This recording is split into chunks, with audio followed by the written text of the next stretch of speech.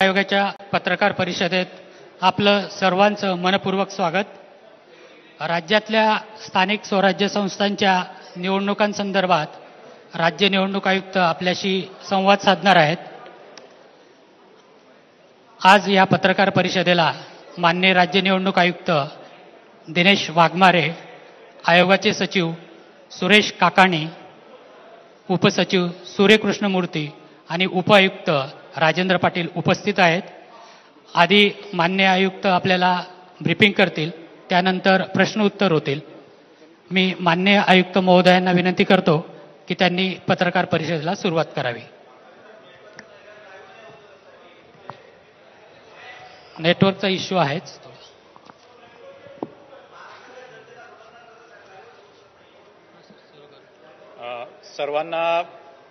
सर्वांना नमस्कार। सर्व सन्माननीय वृत्तपत्र व वृत्तवाहिन्यांचे संपादक व प्रतिनिधी, आपल्याला माहीतच आहे की माननीय सर्वोच्च न्यायालयाने आदेशाद्वारे 31 जानेवारी 2026 पूर्वी स्थानिक स्वराज्य संस्थेच्या सर्व मुदत संपलेल्या स्थानिक स्वराज्य संस्थेच्या सर्व निवडणुका घेण्याबाबत निर्देश दिलेले आहेत आणि या दृष्टीने स्थानिक स्वराज्य संस्थेच्या या निवडणुकीच्या दृष्टीने आपल्याशी संवाद साधावा आणि आपल्या माध्यमाने मतदार, उमेदवार, राजकीय पक्ष व इतर सर्व संबंधितांपर्यंत हा संदेश पोहोचण्यासाठी आज आम्ही राज्य निवडणूक आयोगामार्फत ही पत्रकार परिषद आयोजित केलेली आहे।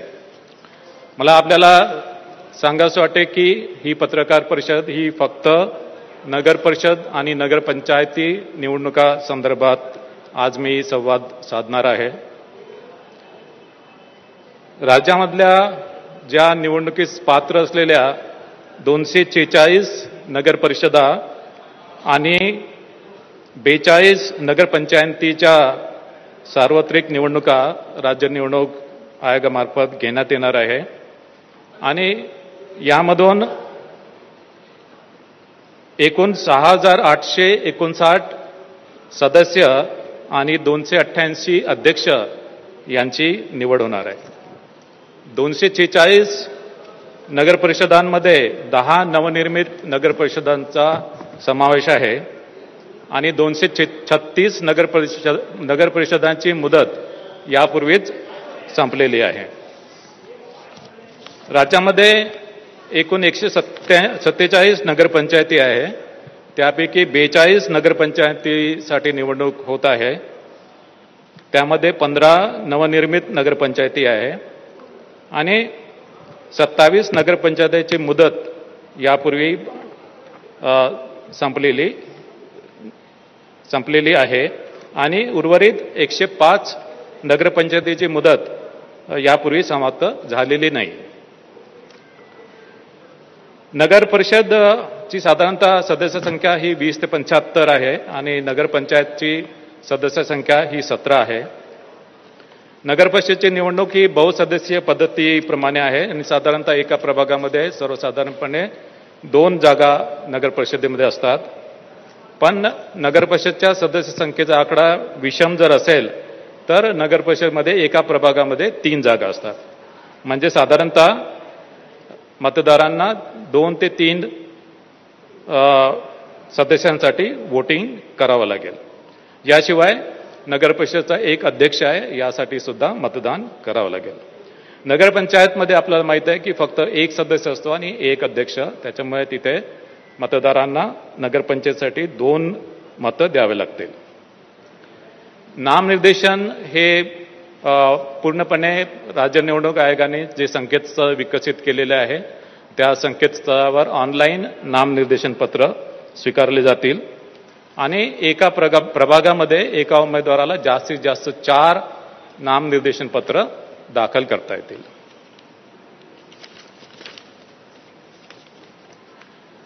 संकेतस्थळावर नामनिर्देशन पत्र दाखल केल्यानंतर त्याची प्रिंटआउट काढून ती संबंधित निवडणूक निर्णय अधिकाऱ्याकडे उमेदवारांना द्यावी लागेल। नामनिर्देशना पत्रासोबत जात वैधता प्रमाणपत्र देणे आवश्यक आहे. मात्र ज्यांनी नामनिर्देशनापूर्वी जात वैधता प्रमाणपत्रासाठी अर्ज केला आहे आणि नामनिर्देशनाच्या दिवशी ज्यांच्याकडे जात वैधता प्रमाणपत्र नाही आहे त्यांना अर्ज केल्याची पावती त्यांना सादर करून नामनिर्देशन पत्र त्यांना दाखल करता येईल. मात्र असा उमेदवार फायनली अंतिमतः निवडून जर आला तर त्याला 6 महिन्याच्या आतमध्ये जात वैधता प्रमाणपत्र देणे हे बंधनकारक राहील.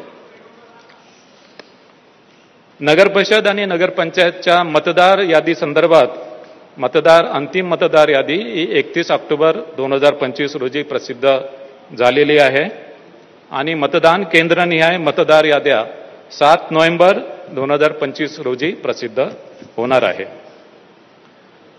नगरपरिषद आणि नगरपंचायतच्या निवडणुकीसाठी एकूण मतदार 1,07,03,576 इतके मतदार आहे आणि त्यासाठी एकूण 13,355 मतदान केंद्रांची व्यवस्था करण्यात आलेली आहे. या निवडणुकीसाठी पुरेशी इलेक्ट्रॉनिक वोटिंग मशीनची व्यवस्था करण्यात आलेली आहे. या निवडणुका इलेक्ट्रॉनिक वोटिंग मशीनद्वारेच होणार आहेत आणि त्यामध्ये 13,726 कंट्रोल युनिट आणि 27,452 बॅलेट युनिटची व्यवस्था केलेली आहे. उमेदवारांसाठी जी खर्च मर्यादा आहे ती खर्च मर्यादा वाढवण्यात आलेली आहे. अ वर्ग नगर परिषदसाठी अध्यक्ष पदासाठी 15 लाख, सदस्य पदासाठी 5 लाख, ब वर्ग नगर परिषदसाठी अध्यक्ष पदासाठी 11,25,000, सदस्य पदासाठी 3,50,000, क वर्ग नगर परिषदसाठी अध्यक्ष पदासाठी 7,50,000, सदस्य पदासाठी 2,50,000, नगरपंचायतीसाठी अध्यक्ष पदासाठी 6 लाख आणि सदस्य पदासाठी 2,25,000 अशी खर्चाची मर्यादा आहे. मतदारांसाठी निवडणूक आयोगाने, राज्य निवडणूक आयोगाने जे संकेतस्थळ विकसित केलेले आहे त्यामध्ये त्यांना सर्च फॅसिलिटी दिलेली आहे आणि या सर्च फॅसिलिटीमध्ये जाऊन मतदारांना त्यांचे नाव आणि मतदान केंद्र शोधता येईल.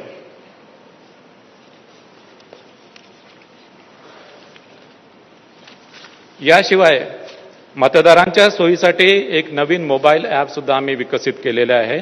या मोबाईल ॲपच्या मदतीने मतदारांना त्यांच्या मतदार यादीमधील नाव शोधता येईल. याशिवाय त्यांचं मतदान केंद्र शोधता येईल. याशिवाय नो युअर कॅन्डिडेट म्हणजे उमेदवाराविषयी त्यांनी उमेदवारांनी जे प्रतिज्ञापत्र दाखल केलं त्या प्रतिज्ञापत्राच्या अनुषंगाने त्यांच्याबाबत काही गुन्हेगारीविषयी गुन्हे दाखल केले असतील किंवा त्यांच्या शैक्षणिक क्वालिफिकेशनबाबत आणि त्यांच्या आर्थिक परिस्थितीबाबत त्यांना माहिती मिळू शकेल. म्हणजे नो युअर कॅन्डिडेट ही माहिती सर्वसामान्य मतदारांना ही या मोबाईल ॲपच्या माध्यमाने उपलब्ध होईल. मतदार यादीच्या बाबतीत जे संभाव्य दुबार नावाबाबत राज्य निवडणूक आयोगाने पूर्ण दक्षता घेतलेली आहे.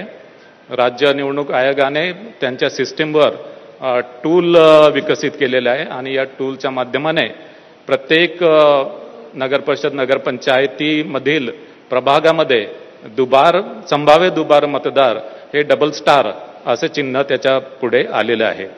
जिथे जिथे अशा प्रकारचे डबल स्टार आलेले आहेत तिथे संबंधित अधिकारी संबंधित मतदारांना कॉन्टॅक्ट करून तो कुठल्या प्रभागामध्ये आणि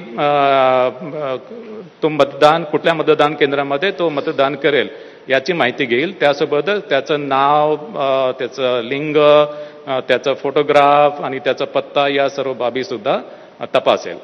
ज्या मतदान केंद्रामध्ये त्यांनी ऑप्शन दिलेला आहे त्या मतदान केंद्रामध्ये त्याला मतदानाची सोय असेल आणि इतर मतदान केंद्रामध्ये त्याला मतदान करता येणार नाही.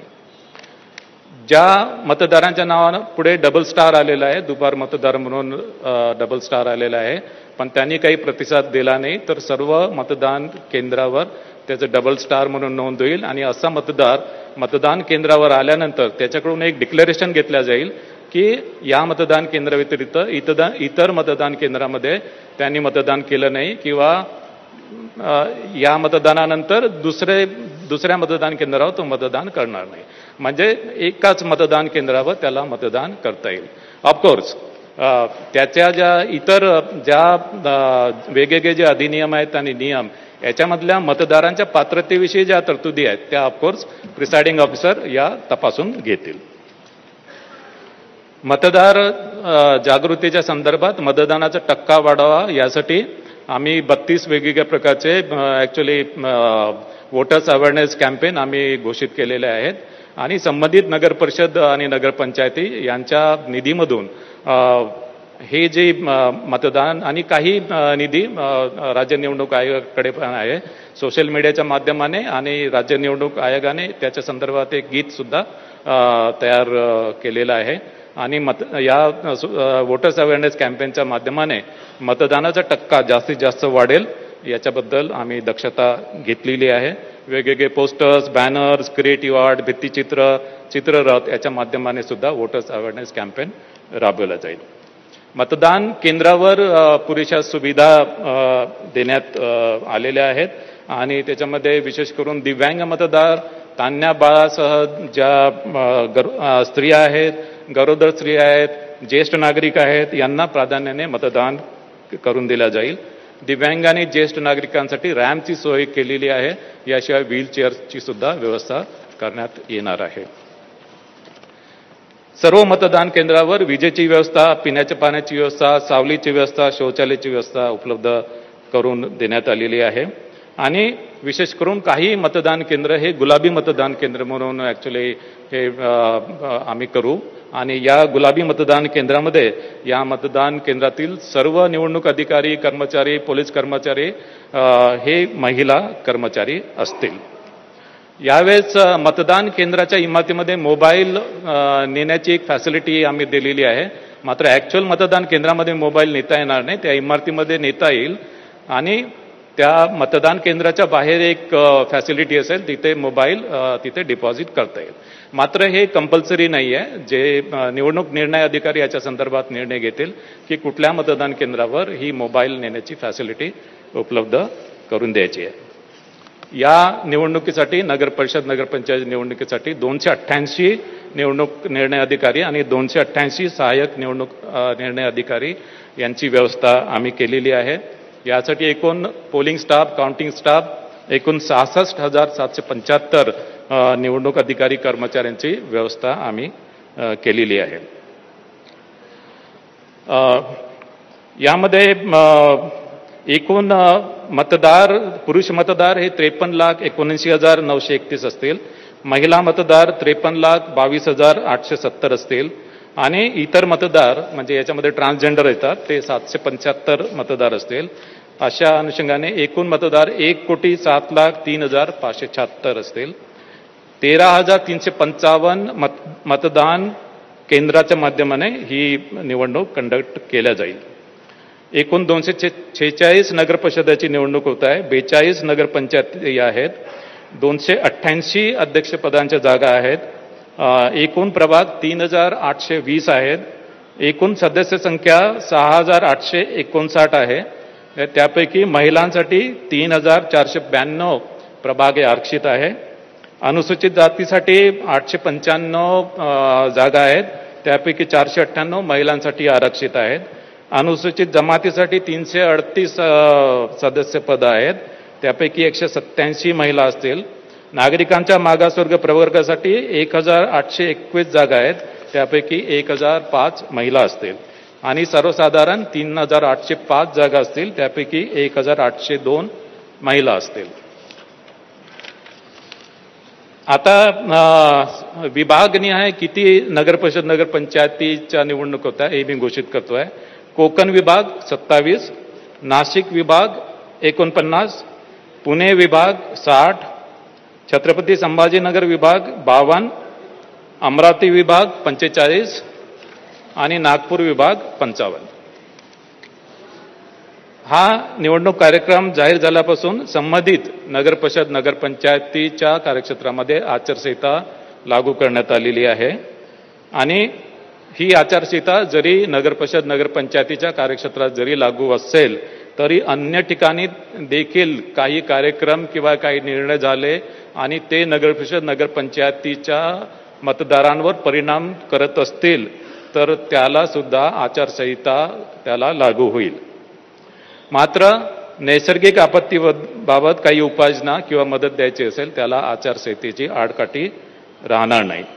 आचारसंहिता आणि कायदा सुव्यवस्था संदर्भात आजच राज्य निवडणूक आयोगाने 2 आदेश जारी केलेले आहे. आता मी नगरपरिषद नगरपंचायत यांचा प्रत्यक्ष निवडणूक कार्यक्रम जाहीर करत आहे. नामनिर्देशन पत्र दाखल करण्यास सुरुवात 10 नोव्हेंबर 2025. नामनिर्देशन पत्राची दाखल करण्याची अंतिम मुदत 17 नोव्हेंबर 2025. नामनिर्देशन पत्राची छाननी 18 नोव्हेंबर 2025. अपील नसलेल्या ठिकाणी नामनिर्देशन पत्र माघारी घेण्याची अंतिम मुदत 21 नोव्हेंबर 2025. अपील असलेल्या ठिकाणी नामनिर्देशन पत्र माघारीची अंतिम मुदत 25 नोव्हेंबर 2025. निवडणूक चिन्ह नेमून देण्याचा तसेच अंतिमरित्या निवडणूक लढविणाऱ्या उमेदवारांची यादी 26 नोव्हेंबर 2025.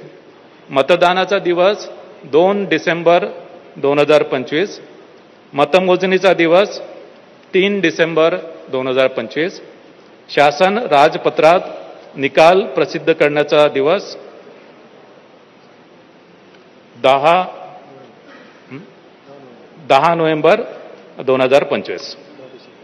10 डिसेंबर 2025. तर या अनुषंगाने नगरपरिषद नगरपंचायतीच्या निवडणुका या स्वच्छ, पारदर्शक, निर्भय आणि कायदा व नियमाच्या चौकटीत करण्याची संपूर्ण दक्षता राज्य निवडणूक आयोगाने घेतलेली आहे.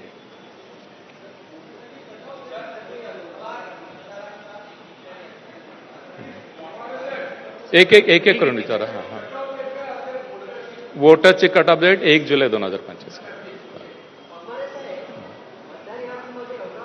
मोठ्या प्रमाणात फक्त सत्ताधारी पक्ष सोडले तर सगळे सर्वपक्षीय पक्षांचा विरोध असताना मतदान घेण्यासाठी एवढी घाई का? जोपर्यंत पारदर्शकता येत नाही, मतदार याद्यामध्ये दुबार मतदार आहेत, तिबार मतदार आहेत, एका ठिकाणी एका घरामध्ये 40-45 लोकांनी मतदान केलं, असं असताना मग घाई का मतदान घेण्याची? नाही, दुबार आणि तिबार मतदाराबाबत आम्ही पूर्णपणे उपाययोजना केलेल्या आहे. त्याची मी प्रक्रिया आपल्याला सांगितलेली आहे. जिथे दुबार मतदार, तिबार मतदार आहेत तिथे आमचे लोक संबंधित मतदारांपर्यंत जातील आणि त्यांना विचारतील, त्यांचे ऑप्शन्स घेतील आणि जे मतदार त्या आव्हानाला प्रतिसाद देणार नाही त्याच्यामध्ये सुद्धा त्यांच्याकडून अंडरटेकिंग घेऊन आम्ही त्यांना मतदान करू देणार आहे. विरोधकांचा असाही आरोप आहे की निवडणूक आयोग हे सत्ताधाऱ्यांच्या दबावाखाली काम करत आहे, त्यांच्या सांगण्याप्रमाणे काम करत आहे. कितपत तथ्य आहे याच्यामध्ये? नाही, हे चुकीचं आहे. असं निवडणूक आयोग कोणाच्याही दबावाखाली काम करत नाही. एक मिनिट. विरोधकांनी काही आक्षेप घेतलेत की एका घरामध्ये 40 पेक्षा जास्त मतदार नोंदले गेलेले आहेत, चुकीचे पत्ते आहेत, तर त्या संदर्भात तुम्ही काय उपाययोजना करणार आहात? ती दुरुस्ती करण्यासंदर्भात काय पावलं? नाही, हे बघा, ऍक्च्युली आम्हाला यादी जी आहे, मतदार यादी, ही ऍक्च्युली इलेक्शन कमिशन ऑफ इंडियाकडून मिळते. या यादीमध्ये आम्हाला दुबार तिबार मतदाराबाबत आम्हाला ऍक्च्युली कार्यवाही करता येतो, जी आम्ही केलेली आहे. सेकंडली, याच्यामध्ये काही क्लरिकल मिस्टेक्स असतील त्या सुद्धा आम्ही दुरुस्त करतोय, केलेल्या आहेत. आणि यामध्ये प्रभाग चुकलेला जर असेल तर प्रभाग ते सुद्धा आम्ही दुरुस्त करतो की ऍक्च्युली एका प्रभागामध्ये पाहिजे मात्र चुकीने दुसऱ्या प्रभागामध्ये गेलाय, ते सुद्धा आम्ही दुरुस्त करतो आहे. आणि विधानसभेच्या मतदार यादीमध्ये नाव आहे पण या मतदार यादीमध्ये नाव नाही आहे, ती सुद्धा आम्ही नाव त्यामध्ये इन्कॉर्पोरेट करतोय. काही पक्षांनी इशारे दिलेले आहेत की मतदान होऊ देणार नाही किंवा मतदान करायला जाऊ नका, अशा पद्धतीच्या जर काही हे आल्या घोषणा तर मग मतदानावरती मोठ्या प्रमाणावरती परिणाम होऊ शकेल आणि मतदानाचा टक्का जो आहे तो मोठ्या प्रमाणावरती खाली येऊ शकेल. त्याबद्दल हे चिंताजनक वाटत नाही का? आम्ही ऍक्च्युली मतदानचा टक्केवारी वाढवण्यासाठी विविध वोटर्स अवेअरनेस कॅम्पेन आम्ही घेतो आहे. त्यानंतर मग जिथे दुबार तिबार मतदार आहे त्या मतदारांपर्यंत आम्ही पोहोचतो आहे. आणि हे जे आमच्या स्तरावर जितकी काही आम्हाला मतदार यादीमध्ये आम्हाला ऍक्च्युली मतदार यादी जितकी स्वच्छ आम्हाला करता येईल त्याप्रमाणे आम्ही कार्यवाही करतो आहे. याशिवाय जिथे एका घरामध्ये अनेक मतदार दाखवले त्या संदर्भात मुख्य निर्वाचन अधिकारी यांनी याच्या आधी सुद्धा त्या संदर्भात खुलासा केलेला आहे. वाघमारे साहेब, स्थानिक निवडणुकांमध्ये मतदारांना मोठ्या प्रमाणात आमिष दाखवली जातात. इकडे वाघमारे साहेब, म्हणजे पैसे वाटप असतील, मद्य वाटप असतील, तर हे रोखण्यासाठी निवडणूक आयोग काही प्रभावी उपाययोजना करणार आहे का? नाही, आम्ही याच्यामध्ये आचारसंहिताचा ऑर्डर काढलेला आहे. या आचारसंहितेच्या ऑर्डर्समध्ये मद्य आणि पैशाचे वाटप याच्याबद्दल सर्व प्रतिबंधक उपाययोजना केलेल्या आहे. पोलीस विभागाला प्रॉपर डायरेक्शन्स दिलेले आहेत आणि यामध्ये सर्व बँका, सर्व पतपेढ्या यांच्या व्यवहारावर पूर्ण लक्ष ठेवणार आहे. याशिवाय विविध प्रकारचे जे पोर्ट्स असतील, एअरपोर्ट्स असतील किंवा विविध ट्रान्सपोर्ट्स व्हेकल असतील, या ठिकाणी सुद्धा पुरेशी उपाययोजना आम्ही करतो आहे. वाघमारे साहेब, आता महाविकास आघाडीनं जो मोर्चा काढला होता आणि त्यापूर्वी तुमची सुद्धा भेट घेतली होती, एक प्रश्न या निमित्ताने उपस्थित होतोय की दुबार मतदार आहेत, तिबार मतदार आहेत. तुम्ही सांगितलंय की आता डबल स्टार केलं जाईल, त्यांच्याकडून अंडरटेकिंग घेतलं जाईल, कुठे राहतात, नाव, पत्ता, लिंग शोधलं जाईल. मग तुम्ही हे मान्य करता का की यापूर्वी ज्या निवडणुका झालेल्या आहेत, लोकसभेच्या असू द्या, विधानसभेच्या असू द्या, त्यामध्ये सुद्धा हे दुबार मतदार होते आणि त्यांनी मतदान केलंय? यात निवडणूक आयोगाची चूक आहे? नाही, लोकसभा विधानसभा निवडणुकीच्या बाबतीत मी काही कॉमेंट्स करणार नाहीत. वाघमारे सर, सर्वपक्षीय शिष्टमंडळांनी तुमची भेट घेतलेली आणि त्या डेलिगेशनने मागण्यांचं एक पत्र दिलं होतं तुम्हाला. त्या संदर्भात तुम्ही केंद्रीय निवडणूक आयोगाशी काही कम्युनिकेशन केलंय का? त्यांना काही प्रस्ताव पाठवलाय का?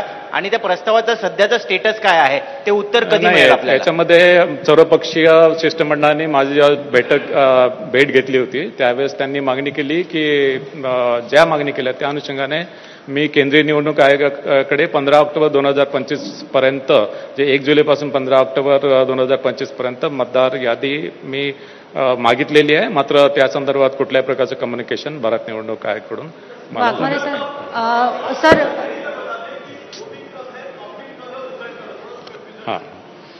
इसमें नाम निर्देशन पत्र जो है, नाम निर्देशन पत्र दाखल करने की डेट है 10 नवंबर 2025. नाम निर्देशन दाखल करने के लिए जो चालू करने की डेट है वो 10 नवंबर 2025. नाम निर्देशन पत्र दाखल करने के लिए अंतिम जो डेट है वो 17 नवंबर 2025. नाम निर्देशन पत्र की जो छाननी है उसकी डेट है 18 नवंबर 2025. जहां पे अपील नहीं है वहां पे नाम निर्देशन पत्र पीछे लेने की अंतिम डेट है 21 नवंबर 2025. जहां पे अपील है वहां पे नाम निर्देशन पत्र वापस लेने की अंतिम डेट है 25 नवंबर 2025. निवडणूक चिन्ह जो है, निवडणूक चिन्ह और final list of contesting candidate, इसकी डेट है 26 नवंबर 2025. मतदान दिन की डेट है 2 दिसंबर 2025.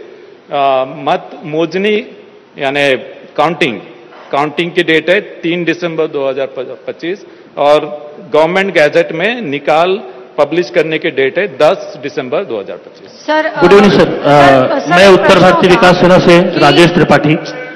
सर, एक क्वेश्चन है. उत्तर भारतीय विकास सेना से रजिस्टर्ड अनरिकॉग्नाइज्ड पार्टी है. चुनाव चिन्ह हमारा ऑटो रिक्शा है, तो उसके लिए क्या प्रक्रिया है? पत्रकार नाहीये तुम्ही, बसा खाली. नहीं, पत्रकार नहीं, पत्रकार परिषद आहे. नहीं, चुनाव चिन्ह के बारे में साहब से पूछना है. नहीं, चुनाव चिन्ह के बारे में आप रुक जाइए. सर, माझा एक प्रश्न आहे की लोकांचा तुमच्यावरती विश्वास आहे, तुम्ही आतापर्यंत चांगलं काम केलं, पण आता या वेळेला मतदारांचा प्रचंड रोष आहे, त्यांना त्रास आहे आणि त्यांची नावं गाळलेली आहेत किंवा दुबार आलेली आहेत. या अशा कठीण परिस्थितीमध्ये आपण सुप्रीम कोर्टाकडे ही निवडणूक आणखी पुढे ढकलावी यासाठी आमच्यासाठी तुम्ही का प्रयत्न केला नाहीत?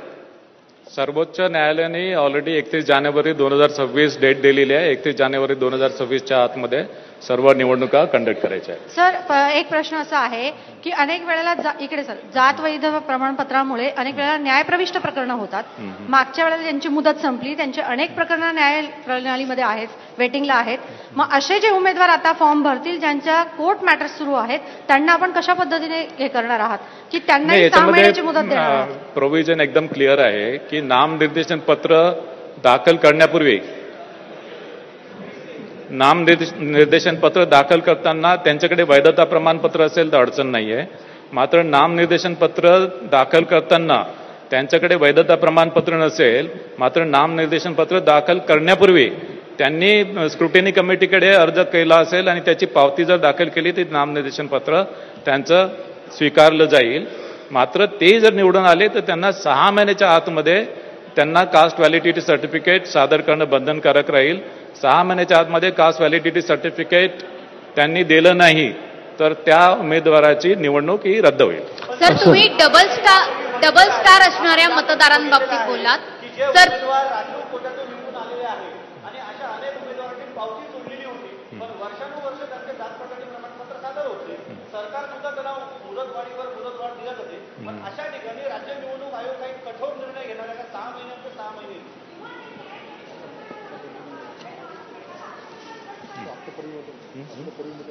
नाही, आता ऍक्च्युली बेसिकली नाम निर्देशनाची जी प्रक्रिया आहे ती आमच्या पर्व्ह्यूमध्ये आहे. एकदा तो निवडून आल्यानंतर गॅझेटमध्ये पब्लिकेशन झाल्यानंतर तिथे राज्य निवडणुकाचा रोल संपतो. त्याच्यानंतर रोल तो राज्य शासनाचा आहे.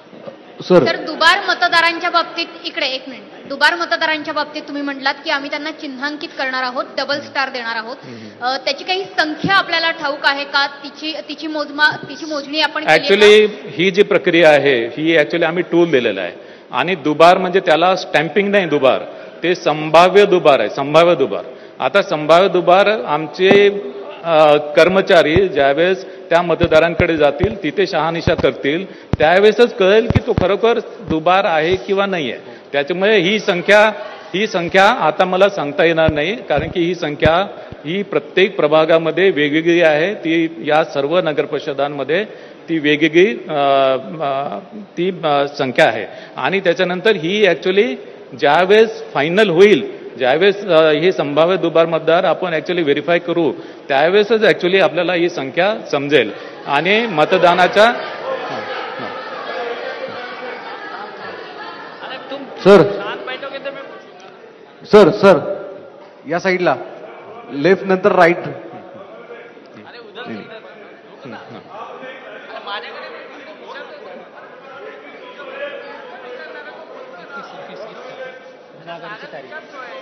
नाही, माघारी घेण्याची तारीख आहे.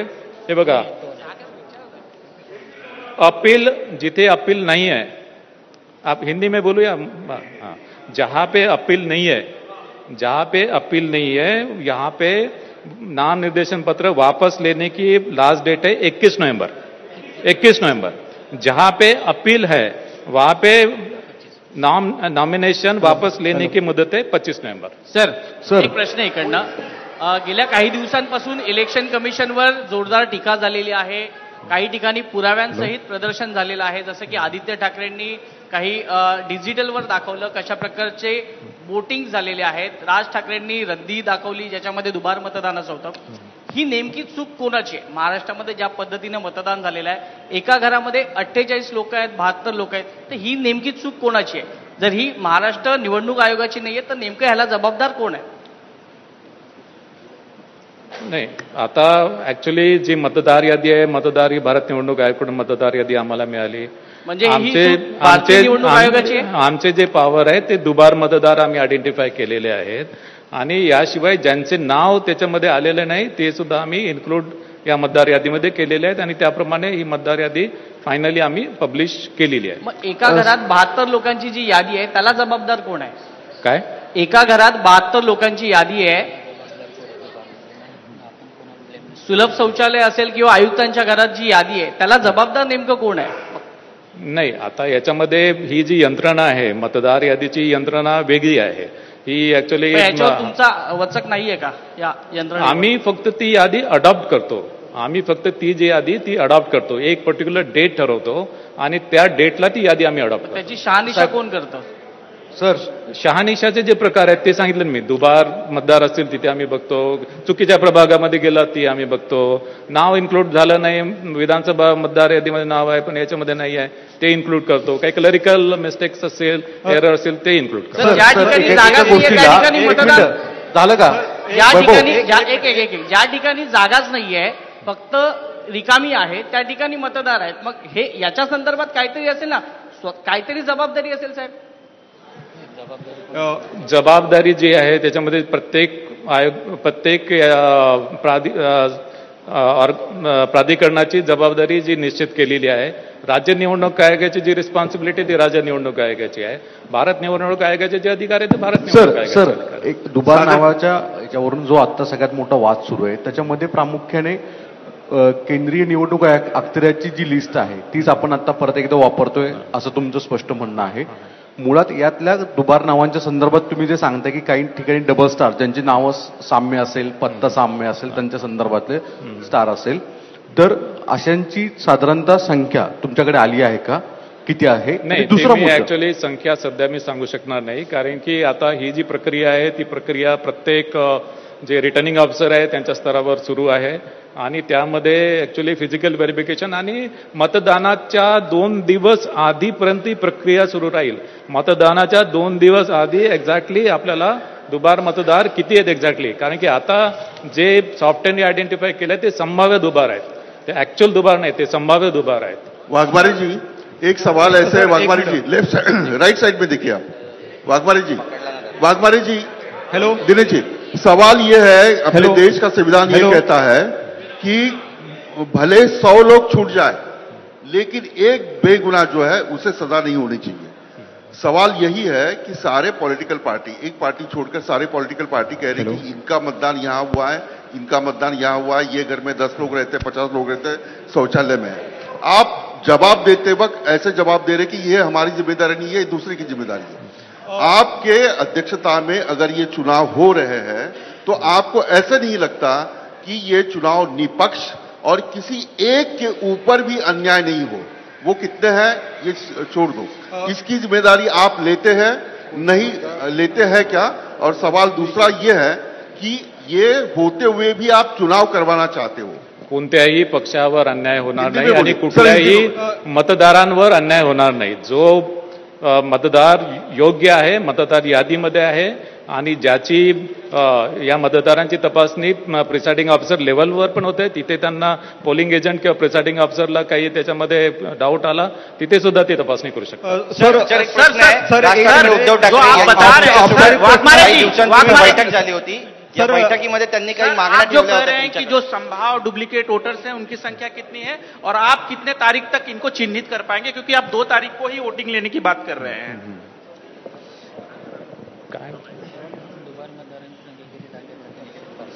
नाही, मतदानाच्या 2 दिवस आधी एक्झॅक्टली जे फिगर्स आहेत ते अभी मेरे पास अप्रॉक्सिमेट फिगर नहीं है. सर राज ठाकरे, उद्धव ठाकरे आणि महाविकास आघाडीचे सगळ्या नेत्यांनी तुमच्यासोबत एक बैठक घेतली होती, काही मागण्या त्यांनी तुमच्याकडे ठेवल्या होत्या, त्या तुम्ही पूर्ण करणार आहात का? आणि या बैठकीच्या पुढे नेमकं काय झालं? सर्वपक्षाची बैठकीच्या अनुषंगाने आम्ही भारत निवडणूक आयोगाला प्रस्ताव पाठवलेला आहे 15 ऑक्टोबरपर्यंतची यादी द्यायला. त्याला अजूनपर्यंत रिस्पॉन्स नाही आहे, मी आधी सांगितलेलं आहे ते. सर, आपण जी निवडणूक जाहीर करत आहात ही राजकीय पक्ष आणि मतदार यांच्यासाठी आपण ती निवडणूक जाहीर करतोय.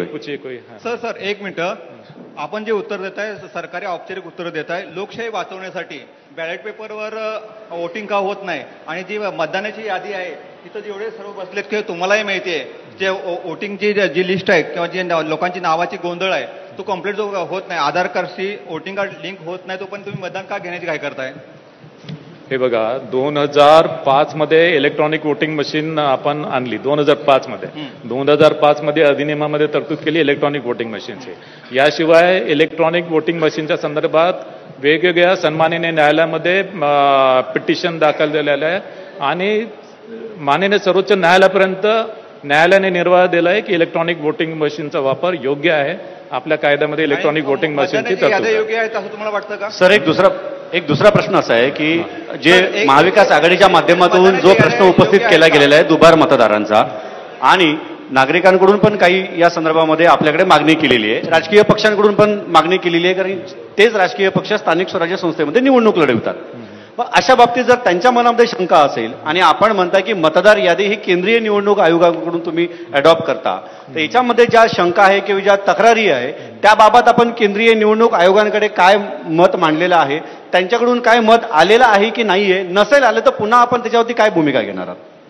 नाही, सर्वपक्षीय शिष्टमंडळाने महत्वाची जी मागणी केली होती की त्यांनी 15 ऑक्टोबरपर्यंत मतदार यादी मागितलेली होती आणि ती आम्ही भारत निवडणूक आयोगाकडे मागणी केलेली आहे. त्याचं उत्तर अजून आलेलं आहे. वाघमारे साहेब इकडे पुढे वाघमारे साहेब एक एक जण विचारा कृपया. वाघमारे साहेब पुढं. मोरे साहेब एकदा लेफ्ट एक मिनिट एकदा लेफ्ट ने एकदा राईट ने घ्या.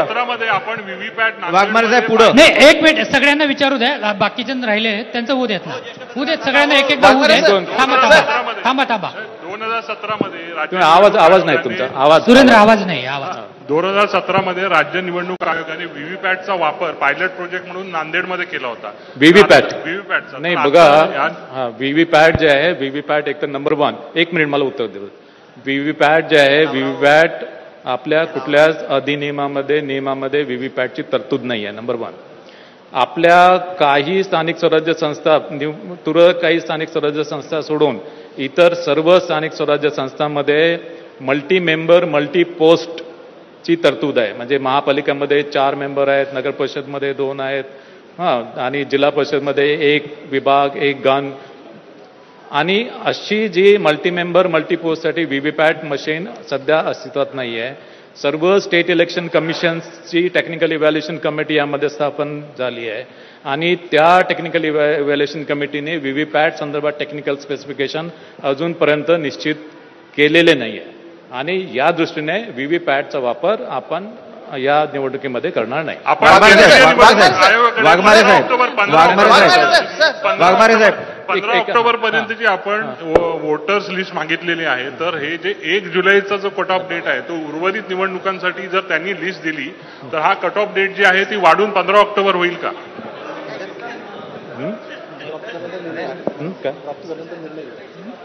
नाही, आता ऍक्च्युली 15 ऑक्टोबर पर्यंतची मतदार यादी आम्हाला प्राप्त झाली तर कट ऑफ वाढवण्याबाबत योग्य तो निर्णय आम्ही घेऊ. मात्र अजूनपर्यंत आम्हाला ती यादी काही प्राप्त झाली. वाघमारे साहेब दुबार मतदार दोबार एक सवाल ये है कि आपने कहा कि जो डबल वोटर्स हैं उधर 2 बार स्टार मार्क करेंगे और अंडरटेकिंग लेंगे. उसके बाद गारंटी क्या है कि वो आदमी या उनके नाम पर कोई दूसरा आदमी जाकर वोट नहीं करेगा? यही सबसे बड़ा सवाल जो है विपक्ष की ओर से भी पूछा जा रहा है.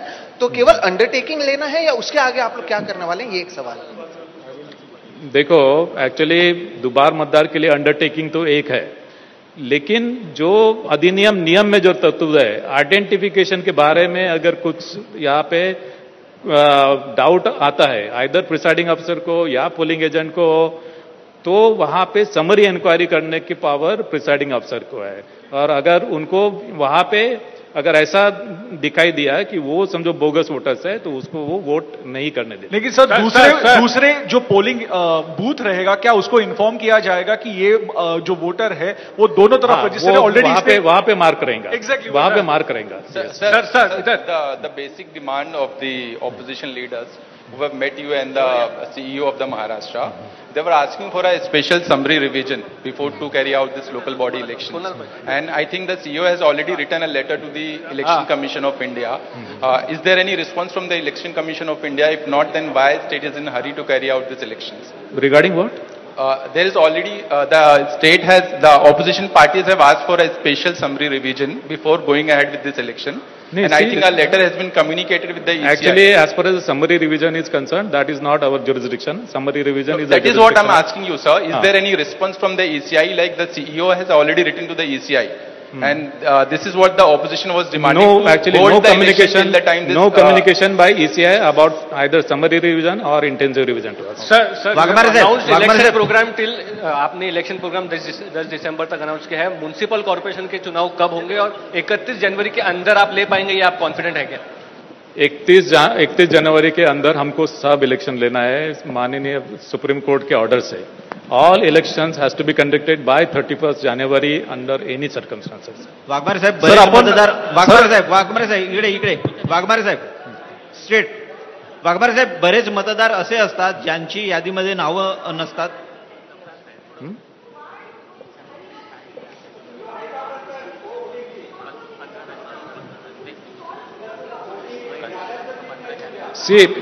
See, number one, Honorable Supreme Court has given mandate to take all the election before 31st January 26. I have to follow that order. And we have taken appropriate measures as far as the voting list is, voters list is concerned, that I already elaborated in detail. आपण दुबार स्थानिक स्वराज्य संस्थाच्या निवडणुका वाघमारे साहेब, आपण दुबार मतदारांसंदर्भात बरेच काही बोललात. ज्यांची नावं अप्लिकेशन करून सुद्धा मतदार यादीमध्ये येत नाही, त्या मतदारांसंदर्भातला तुमचा निर्णय काय आहे? आणि दुबार मतदारांसंदर्भातला तुम्ही जो सांगताय तो पूर्ण कन्फ्युजन निर्माण करणार आहे. संबंधित प्रिसाइडिंग ऑफिसर किंवा रिटर्निंग ऑफिसर हे कसं ठरवणार की तो डबल स्टार लागलेला आहे? तर त्याच्याबद्दल कन्फ्युजन निर्माण करणार आहे साहेब. वादावादी होऊ शकते बऱ्याच वेळा, असं आपण बघितलंय. याची एकंदरीतच जबाबदारी तय करायला पाहिजे. जिथे संभाव्य दुबार मतदार आहेत तिथे डबल स्टार आहेत आणि ते मतदार यादीमध्ये ती नोंद आहे. याशिवाय ज्यावेळेस तो मतदार ऍक्च्युली पोलिंग स्टेशन इंडिकेट करेल ती सुद्धा नोंद त्याच्यामध्ये घेण्यात येईल आणि त्याच्यामध्ये इतर ठिकाणी त्याचं नाव जिथे जिथे येते त्यावेळेस तो कुठल्या मतदान केंद्रामध्ये आणि कुठल्या पार्टमध्ये तो मतदान करणार आहे हे सुद्धा इंडिकेट केला जाईल. त्याच्यामुळे त्यांनी एका मतदान केंद्रामध्ये ऑप्शन जर दिला तर दुसऱ्या मतदान केंद्रामध्ये तिथल्या ज्या working copy of electoral roll राहील त्याच्यामध्ये ती नोंद राहील की हा वोटर जो आहे या मतदान केंद्रामध्ये वोट करणार आहे. सर तुम्ही म्हणताय की संभाव्य तुम्ही म्हणताय की लास्ट टू क्वेश्चन तुम्ही म्हणताय की संभाव्य मतदारांचं आम्ही क्रॉस चेक करतोय, पण संभाव्य तुम्ही कशाच्या आधारावर ठरवत आहात? आणि विरोधकांनी जी यादी दिली ऍक्च्युली ऑलरेडी मी सांगितलेलं आहे की राज्य निवडणूक आयोगाने एक ऍक्च्युली आमच्याकडे एक टूल आहे. त्या टूलच्या आधारे आम्ही संभाव्य दुबार मतदार ऑलरेडी मतदार यादीमध्ये मार्क झालेले आहे, त्याला स्टार आम्ही त्याला मार्क. आणि हेच टूल तुम्ही कॉर्पोरेशन इलेक्शनसाठी सुद्धा वापरणार आहात का? त्याच्यासाठी झेडपीसाठी पण वापरणार? सर्व स्थानिक स्वराज्य संस्थांसाठी सेम टूल वापरणार आहे. शेवटचा प्रश्न. माझा एक प्रश्न आहे. दुबार तिबार हे जे मत खाली बसा काय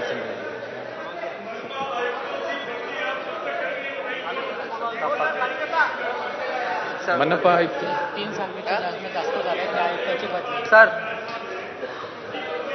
जिथे मनपा आयुक्त 3 वर्षापेक्षा जास्त झालेले आहे ते ऍक्च्युली त्यांची बदली करण्याचा ऑलरेडी मुख्य सचिव महोदयांना आम्ही कळवलेलं आहे. जर झाली नसेल तर will take up that issue. Waghmare saheb एक शेवटचा प्रश्न घेतो.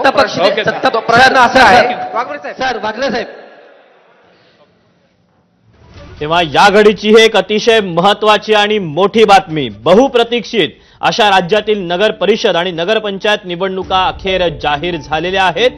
यासाठी आता मतदान होणार आहे 2 डिसेंबरला, तर मतमोजणी होणार आहे 3 डिसेंबरला. राज्यामध्ये 246 नगर परिषदा आणि 42 नगरपंचायतींकरता या सगळ्या निवडणुका पार पडणार आहेत. आणि याकरता आता अर्ज दाखल करण्यासाठी तारीख असणार आहे 10 नोव्हेंबर ते 17 नोव्हेंबर. 18 नोव्हेंबरला छाननी होईल आणि त्यानंतर माघार अपील जिथे नसेल तिथे 21 नोव्हेंबर ही तारीख असणार आहे. तर जिथे अपील आहे तिथे 25 नोव्हेंबरची तारीख देण्यात आलेली आहे. तर चिन्हाचं वाटप हे 26 नोव्हेंबरला होणार आहे. त्यामुळे लोकशाहीचा हा मोठा उत्सव पुन्हा एकदा आपल्याला पाहायला मिळणार आहे. याशिवाय एक नवीन ॲप देखील राज्य निवडणूक आयोगानं आणलेला आहे, ज्यामध्ये मतदार